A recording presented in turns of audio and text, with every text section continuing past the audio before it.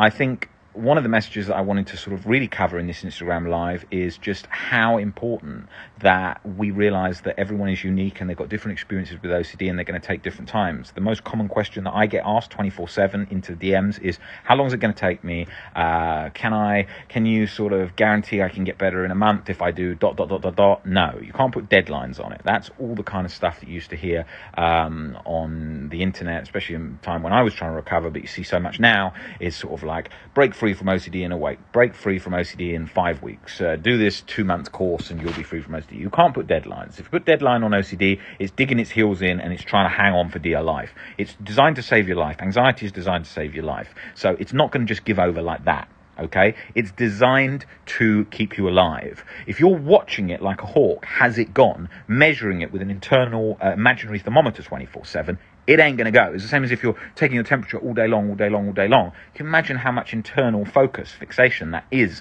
on your internal sensations, how your nervous system is reacting. That is an absolutely intense process that you're doing that wouldn't help things. It would be, the body's designed to go along on its own without our interference. If you just sat there listening to your heart all day long, you'd hear your heart beating really hard, you'd be listening to all the contrasts and the fluctuations in the beats. All of that stuff would be going on. So we need to put down the bloody thermometer. That's the key of the message. Okay, so first thing is we need to put down the bloody thermometer. Second thing is we need to stop thinking, oh, my OCD is treatment resistant. There's no treatment resistant. 10 years, tens of thousands of people, never seen a case of treatment resistant. Always can see that someone's scared of something.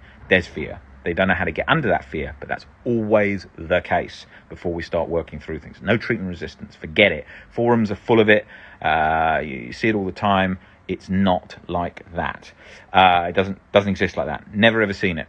Other things to say about that is, look, if OCD recovery was as simplistic as books and so many things online make out, then you would just be seeing, this page would only need 100 posts. I could have literally just written thoughts are thoughts, leave thoughts there, and just feel whatever, which is all very key parts of the journey. And we're talking about that all the time, how beneficial that is. But the reason I highlight that it's not all most of the time is because people feel hopeless when that's not working and they're not getting better. They're thinking, fucking hell, I've done everything. Like, what about, like, my situation? I'd been to so many people. I'd been to the best people there were around at the time. So I was thinking, God, how am I ever going to get better? There can't be any hope for me. Like, how is this situation ever going to improve? Like, starting to lose hope. I was always hopeful, but then when I found Ellis's work, and then when I found works of Claire Weeks was helpful, but obviously didn't get under it at the core, and then I started to look at the philosophy, Marcus Aurelius, Seneca the Younger, all these kinds of things. I realized that I could see that the beliefs and perspectives that I had were fueling the fear cycle. I could see that. I saw it was shifting on lots of fears. Lots of fears were breaking down. I didn't have the same reaction to them anymore. And I could see, oh, it's just a lens I'm looking through that's altered by the fears that I have, that's altering that perception. So I realized in that moment, hey, if I can change ABC, I can change the whole alphabet of those fears, right?